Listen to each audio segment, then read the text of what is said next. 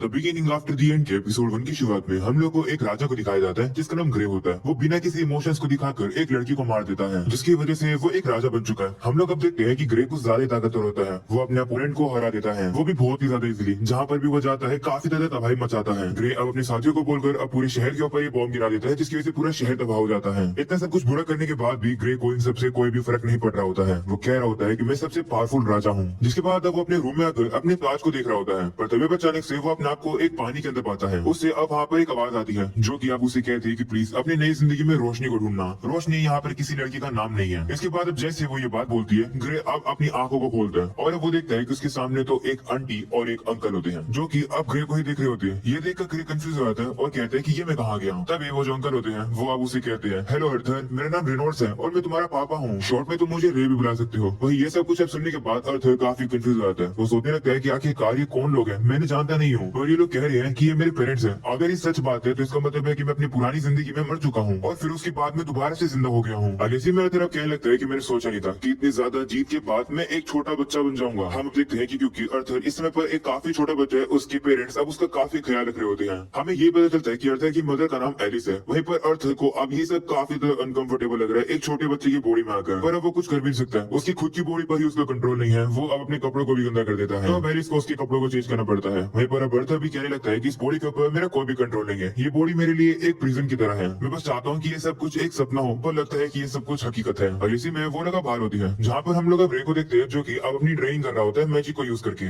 वो मैजिक का यूज करके पत्थर को तोड़ देता है और अब पत्थर गलती से उसी के मुंह पर आकर लग जाता है, जो देखकर एलिस कहती है कि रुको मैं तुम्हें हील करती हूँ। इसके बाद अब एलिस उसे हील करने लगती है। वही ये सब कुछ अब देखने के बाद अर्थर काफी कंफ्यूज होता है। वो कहने लगता है कि ये जो ताकत है इस दुनिया के अंदर, इन सब के बारे में मैं नहीं जानता हूँ और ये काफी ज्यादा कमाल की है। अगले सीन में हम लोग अब रे को देखते हैं जो कि अपने हाथों में एक ग्लव जैसी चीज को पहन लेता है और वो एक जंगली बोर से लड़ने के लिए आ जाता है। वो फिर से अपनी ताकत का यूज करके उस बोर को हरा देता है। वही ये सब कुछ अब देखने के बाद रे के जितने भी साथी होते हैं वो उसे काफी इंप्रेस हो जाते हैं। अलेसी में रे अब घर वापस आता है पर उसके हाथ पे थोड़ी सी चोट लग जाती है। वही ये सब कुछ अब देखने के बाद हर तरफ कह रहा होता है कि नॉलेज वेपन होती है और क्योंकि मैं भी कुछ कर नहीं सकता हूँ तो मैं अपने सराउंडिंग से ही सारी चीजें सीखूंगा कि आखिरकार चीजें काम कैसे करती हैं। ये सोसाइटी एक ऐसी जगह है जहाँ पर इंडिविजुअल अपने खुद के वेपन्स यूज कर सकते हैं। इससे पता चलता है कि इस दुनिया के अंदर खतरा है। अगर ऐसी बात है तो मुझे भी अपने लिए खुद के लिए जल्दी से ताकत पानी होगी। वहीं पर अब उसके पेरेंट्स जिसके बाद अब उसे फिर से सुनाने लगते हैं। ये सब कुछ अब देख अर्थर कहने लगता है कि इस बॉडी के अंदर मुझे थोड़ा सा फ्रस्ट्रेटेड तो फील होता है, पर मेरे पेरेंट्स के साथ ये मोमेंट इतने भी ज्यादा बुरे नहीं है। मैं अभी एंजॉय कर रहा हूँ क्योंकि मेरे पिछले लाइफ के अंदर तो मैं अपनी इच्छा अनुसार सो भी नहीं पाता था। अगले सीन में हम लोग अब देखते हैं कि कुछ महीने बीत जाते हैं जहाँ पर अर्थर अब क्रॉल करना सीख जाता है, जो देखकर उसके पेरेंट्स काफी ज्यादा खुश हो रहे होते हैं। वहीं पर अब अर्थर जाकर शीशे में अपना चेहरा पहली बार देखता है, जिसे देखकर वो काफी हैरान हो जाता है। अर्थर कहने लगता है कि मुझे इस बॉडी में आए हुए काफी महीने हो चुके हैं पर अभी तक मुझे मेरे नाम की आदत नहीं हुई है, पर मुझे इन सबसे ज्यादा फर्क नहीं पड़ता है, मुझे तो बस नॉलेज चाहिए। अगले सीन में हम लोग अब देखते हैं कि एलिस अब अर्थर को सुलाकर चली जाती है, पर हमें पता चलता है कि अर्थर तो सोने की एक्टिंग कर रहा था। जैसे एलिस वहां से चली जाती है अर्थर अब नीचे उतर कर आ जाता है। अर्थर मन में कहने लगता है कि मुझे फाइनली मेरी बॉडी के ऊपर थोड़ा सा कंट्रोल तो मिल चुका है, इसलिए मैं थोड़ा बहुत ये सब कर पा रहा हूँ। इसी तरीके से अर्थर अब जल्दी से छुप छुप के लाइब्रेरी के अंदर आ जाता है जहाँ पर काफी सारी किताबें होती है। अर्थर अब जल्दी से एक बुक को निकालकर पढ़ने लगता है। वो कहते हैं कि फाइनली चलो मुझे कुछ पता चल चुका है इस दुनिया के बारे में। अर्थर अब हम लोग को बताता है कि जिस कॉन्टिनेंट के अंदर वो रहता है उसका नाम डिकाथन है। इसके अंदर 3 किंगडम आते हैं। पहला है ड्वार्फ किंगडम, एक ऐसा एरिया जहाँ पर ड्वार्फ रहते हैं। जिसके बाद दूसरा किंगडम है एलोनोर किंगडम। ये किंगडम एल्फ का नेशन है जहाँ पर ये लोग फॉरेस्ट के डीप में रहते हैं। इसके बाद आता है सैपिन किंगडम, यहीं पर ही मैं रहता हूँ। यहाँ की पॉपुलेशन काफी ज्यादा है। यहाँ इस किंगडम में सभी इंसान रहते हैं, मेरे ही नेशन की तरह यहाँ पर भी किंग है।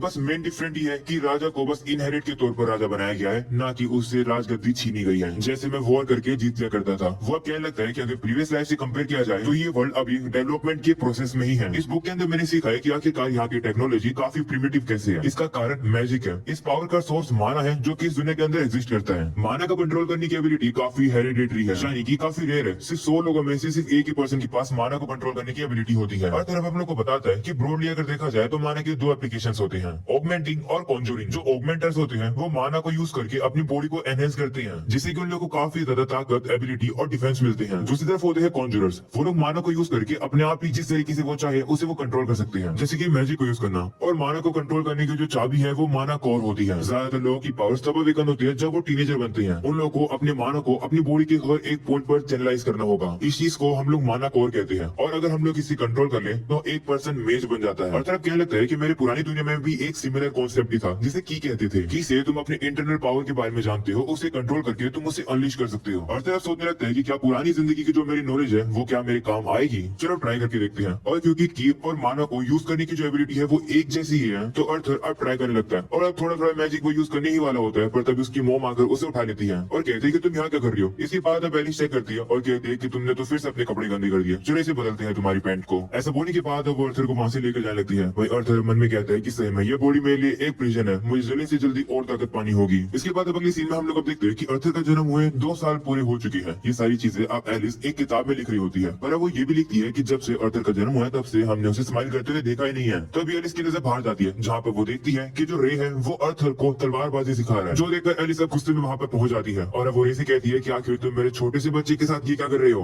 तो रे कहता है कि मैं तो बस इसे तलवारबाजी सिखा रहा हूँ, जिस पर एलिस कहती है कि लेकिन अर्थ ने तो बस अभी चलना सीखा है, इसे चोट लगी तो फिर क्या करोगे। अगली सीन में हम लोग अब एलिस को देखते हैं जो कि अब अर्थर को लेकर टाउन में आ जाती है। हमें पता चलता है कि अर्थर को टाउन में आना काफी ज्यादा अच्छा लगता है, क्योंकि यहाँ पर आने के बाद अर्थर को दुनिया की काफी ज्यादा इन्फॉर्मेशन मिलती है। वो कह रहा होता है कि वेपन्स की टाइप और क्वालिटी देखने के बाद मुझे एक नेशन के लेवल ऑफ टेक्नोलॉजी के बारे में पता चलता है। अर्थर को यहाँ पर मैजिक स्टोन्स भी दिखाई देते हैं जो कि उसकी पुरानी जिंदगी में नहीं हुआ करते थे। टाउन में आने के बाद अर्थर को पास से मैजिक भी देखने को मिलता है, जिससे वो काफी कुछ सीखता है। इतनी ज्यादा इन्फॉर्मेशन पाने के बाद अर्थर काफी थक जाता है, तो अब उसकी मॉम उसे घर वापस लेकर जा रही होती है। वही अर्थर भी अब अपने मन में क्या होता है कि जो मेरे पेरेंट्स हैं वो मेरी हर इच्छाओं को और जरूरतों को पूरा करते हैं। अब पता चला कि आखिर फैमिली होती कैसी है। हम लोग को अब अर्थर का पास्ट दिखाया जाता है जहाँ पर बचपन से ही वो अनाथ आश्रम में रहता था। उसने कभी फैमिली को फील ही नहीं करा। अर्थर अब काफी ज्यादा एंजॉय कर रहा होता है इस फैमिली में आने के बाद। उसकी मॉम भी अब उसे कहने लगती है कि मुझे काफी खुशी हुई थी जब तुम अपने बेड से निकलकर बुक पढ़ने के लिए गए थे, और जब भी तुम मार्केट में जाते हो तब तुम काफी ज्यादा क्यूरियस लगते हो। ये तुमने शायद अपने पापा से सीखा है। एक दिन तुम उन्हीं की तरह भाग जाओगे और दुनिया को देखने जाओगे। पर बेटा मैं चाहती हूँ कि तुम एक पीसफुल लाइफ जियो जिसमें तुम्हारे लिए कोई भी खतरा ना हो। अगले सीन में अब अर्थर आकर अपने फादर की वापस से ट्रेनिंग देख रहा होता है। अर्थर अब कह रहा होता है कि मैं काफी लकी हूँ कि मेरे फादर यहाँ पर है, मुझे उनसे काफी कुछ सीखने को मिलता है। हम अब रे को देखते हैं जो कि अपने मैजिक को यूज करके पत्थरों को काफी आराम से तोड़ देता है। जिसके बाद वो अर्थर से कहता है कि देखा होना में कमाल का। वही अर्थर ज्यादा इंप्रेस नहीं होता है। तब उसकी मॉम वहाँ पर आती है और वो अर्थर को बताती है कि तुम्हारे फादर इससे भी काफी ज्यादा बेहतर कर सकती है, देखते जाओ। जिसके बाद हम लोग अब रे को देखते हैं जो कि और भी ज्यादा माना का यूज करके सही में और भी काफी पावरफुल बन जाता है। जो देखकर अर्थर काफी ज्यादा हैरान हो जाता है और कहते हैं कि मेरे फादर एक ऑगमेंटर है। ये तो सही में कमाल का था, मैं खाली ऐसे नहीं खड़ा रह सकता हूँ, मुझे भी ताकतवर होना होगा। अर्थर अब बुक पढ़ने के लिए जा ही रहा होता है, पर तभी उसकी मॉम उसे सुनाने के लिए लेकर जा रही होती है और कहती है नहीं तुम अभी बुक नहीं पढ़ सकते हो। जो देखकर अर्थर अब काफी मासूम चेहरा बनाने लगता है, तो अब उसकी मॉम उसे मना नहीं कर पाती है और कहती है ठीक है बस तुम थोड़ी देर पढ़ोगे। तो अब वो भी मान जाता है और अब आकर बुक पढ़ने लगता है। वो अपनी ट्रेनिंग को वापस से शुरू कर देता है और कहता है कि इन 2 सालों में मैंने काफी ज्यादा नॉलेज को गेन किया है। सबसे इम्पोर्टेंट माना कोर को प्रोड्यूस करने की एबिलिटी है। इसमें तुम्हें माना के काउंटलेस फ्रेगमेंट्स को अपनी बॉडी के थ्रू आउट में फैलाना पड़ता है और सारे माना को एक सिंगल पॉइंट पर लाना पड़ता है। ये टास्क काफी ज्यादा मुश्किल है पर मैं इसे करने वाला हूँ। वहीं पर हम लोग अर्थर के पेरेंट्स को देखते हैं जो कि बाहर होते हैं। वहीं दूसरी तरफ अर्थर अब भी अपनी ट्रेनिंग को कर रहा होता है। उसका माना अब पूरी तरह से तैयार हो जाता है और अब अचानक से घर के अंदर एक काफी बड़ा धमाका हो जाता है। ये देखकर रे अब जल्दी से एलिस को बचा लेते हैं। इसके बाद वो दोनों काफी ज्यादा घायल भी हो जाते हैं, पर अब उन लोगों को अर्थर की चिंता होने लगती है क्योंकि उन लोगों को याद आता है कि अर्थर तो अंदर ही था, इसलिए वो जल्दी से अर्थर को देखने के लिए अंदर चले जाते हैं। अंदर आने के बाद रे अब जैसे सामने देखता है वो अपनी आंखों पर विश्वास ही नहीं कर पाता है। वो कहता है कि अर्थर तो 3 साल का भी नहीं है, आखिर ये सब कैसे कर पा रहा है। वहीं पर एलिस भी ये देखकर काफी ज्यादा शौक हो जाती है कि अर्थर तो आसमान में उड़ रहा था। वहीं पर अब अर्थर भी अब अपने मन में कहता है कि मेरी स्टडी के दिन काम कर गए, ये मेरा पहला कदम है। ऐसा बोलने के बाद अर्थर अब नीचे आ जाता है। वहीं पर अब उसके पेरेंट्स उसे देखकर काफी ज्यादा शौक हो रहे होते हैं और तभी अब अचानक से कुछ लकड़ी के टुकड़े अब अर्थर के ऊपर गिरने वाले होते हैं। जो देखकर वहाँ से भागने की कोशिश करता है तो वो भाग नहीं पाता है। वो अब कहने लगता है कि मैं तो केयरलेस हो गया, मैं ऐसी जगह पर दोबारा से नहीं मर सकता हूँ। उसके ऊपर अब लकड़ी गिरने वाली होती है पर तभी वहाँ पर आकर उसके पेरेंट्स उसे बचा लेते हैं। ये देखकर अर्थर भी अब अपने मन में कहता है हाँ ये तो सही है, ये मेरे पेरेंट्स है तो ये लोग मुझे सेफ रखेंगे। पेरेंट्स की यही तो ड्यूटी होती है। पर तभी अर्थर देखता है कि उसके पेरेंट्स काफी ज्यादा खुश होते हैं कि अर्थर ठीक है, इसलिए वो तो अब रोने लगते हैं। जो देखकर अर्थर भी काफी ज्यादा शौक हो जाता है। वो मन में कहने लगता है कि आखिर ये लोग मेरे लिए रो क्यों रहे हैं। वो अब अपने पास्ट को याद कर रहा होता है और कहता है कि इन लोगों ने अपनी ड्यूटी तो पूरी कर दी है, तो इन लोगों को तो अपने आप पर गर्व होना चाहिए, पर ये क्या है मुझे समझ ही नहीं आ रहा है। अर्थर अपने पेरेंट्स को रोता हुआ देखकर खुद भी रोने लगता है। अर्थर अपने मन में कहते हैं कि ये पेरेंट्स का प्यार वो चीज है जो कि मुझे मेरी पुरानी दुनिया में नहीं मिली थी। मेरी पास्ट लाइफ में मेरे पास एक पेरेंट्स नहीं थे। ऐसा बोलने के बाद अब अर्थर भी काफी इमोशनल हो जाता है और अब वो भी अपने पेरेंट्स को पकड़कर रोने लगता है। इसके बाद हमें अब एपिसोड की एंडिंग में एक काफी बड़े मोस्टर को दिखाया जाता है और इसी के साथ ये एपिसोड यही खत्म हो जाता है। उम्मीद है कि तुम लोग को ये एपिसोड पसंद आया होगा। चिंता मत करो, इसका अगला एपिसोड कल ही आ जाएगा, इसलिए अभी के अभी चैनल को सब्सक्राइब करके और नोटिफिकेशन यहाँ से ऑन कर देना। और क्योंकि ये एक नई एनिमे है तो इस वीडियो के ऊपर ढेर सारी लाइक भी कर देना, ये बताने के लिए कि तुम लोग को ये एनिमे कैसी लगी। चलो फिर मैं मिलूंगा तुम लोगों से अगले एपिसोड में, तब तक के लिए बाय बाय, अपना ख्याल रखना।